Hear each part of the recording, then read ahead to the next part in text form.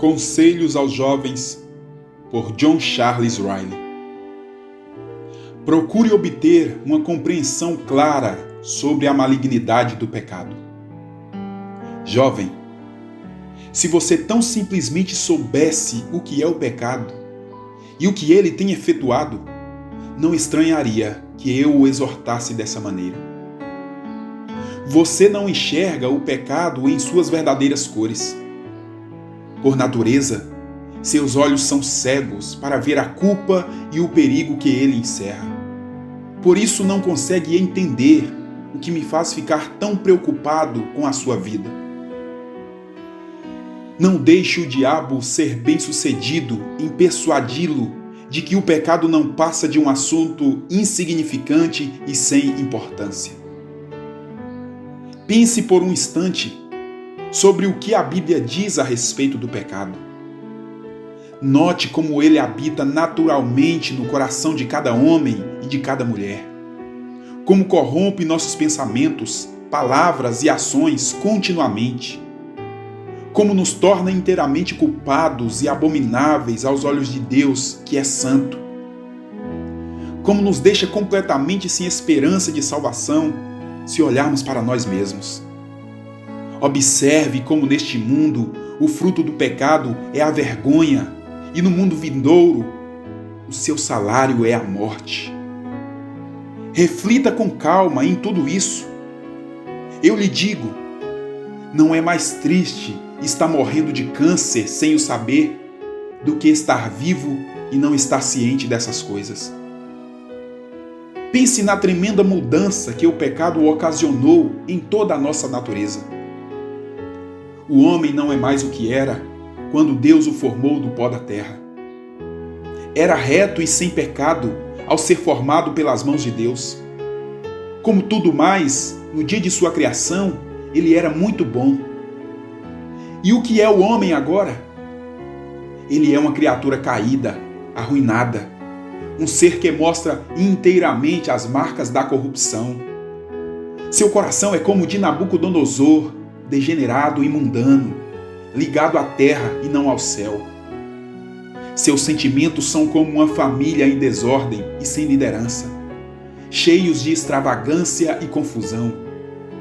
Seu entendimento é como uma luz enfraquecida, impotente para guiá-lo, não sabendo discernir entre o que é bom e o que é mal.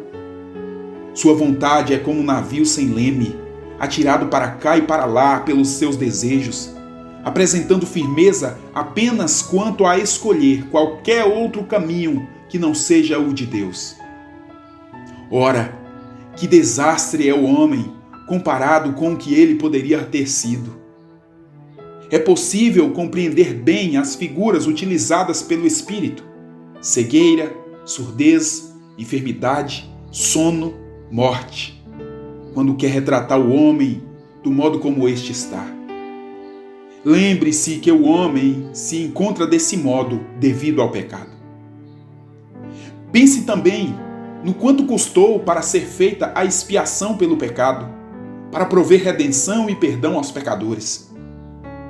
O próprio Filho de Deus teve de vir ao mundo e tomar sobre si a nossa fraqueza, a fim de pagar o preço da nossa redenção e livrar-nos da maldição da lei, a qual fora transgredida. Teve de sofrer pelo pecado, aquele que estava no princípio com o Pai e pelo qual todas as coisas foram criadas, justo pelos injustos. Teve de morrer como um malfeitor, antes que o caminho para o céu se abrisse a quem quer que fosse. Olhe para o Senhor Jesus Cristo sendo açoitado, zombado, insultado, desprezado e rejeitado pelos homens. Contemple-o derramando seu sangue na cruz do Calvário. Ouça-o aclamar em agonia: Deus meu, por que me desamparaste? Note como o sol se escureceu e as rochas se fenderam com o que presenciaram. Considere, então, a extensão da maldade e da culpa do pecado. Pense no que o pecado já tem feito sobre a terra. Lançou Adão e Eva para fora do Éden, trouxe o dilúvio sobre o mundo antigo, fez com que caísse fogo sobre Sodoma e Gomorra, afundou Faraó e seu exército no Mar Vermelho, destruiu as 7 nações ímpias de Canaã, dispersou as 12 tribos de Israel pela face da terra. Sozinho, o pecado fez tudo isso. Pense ainda em toda a miséria e tristeza que o pecado já causou e continua causando até o momento. Morte, dores, contendas, doenças, intrigas, divisões, inveja, ciúmes, malícia, falsidade, fraudes, engano, violência, opressão, roubo, egoísmo, crueldade, ingratidão. Todos esses são frutos do pecado. O pecado produz tudo isso. Na verdade, é o pecado que tem arruinado e desfigurado a face da criação de Deus. Jovem, reflita nessas coisas e não ficará admirado por ser exortado desse modo. Se você simplesmente pensasse nesses frutos, certamente romperia com o pecado para sempre. Você brinca com o veneno? Divertir-se-ia com o inferno? Tomaria o fogo nas mãos? Acolheria em seu coração o inimigo mais fatal? Continuaria a viver como se, de modo algum, importasse em ter ou não os seus pecados perdoados? Continuaria indiferente quanto a ter domínio sobre o pecado ou ser dominado por ele? Oh, desperte para a necessidade de compreender o perigo e a malignidade do pecado. Lembre-se que Salomão afirmou que os loucos, e somente esses, zombam do pecado. Portanto, ouça o pedido que lhe faço hoje.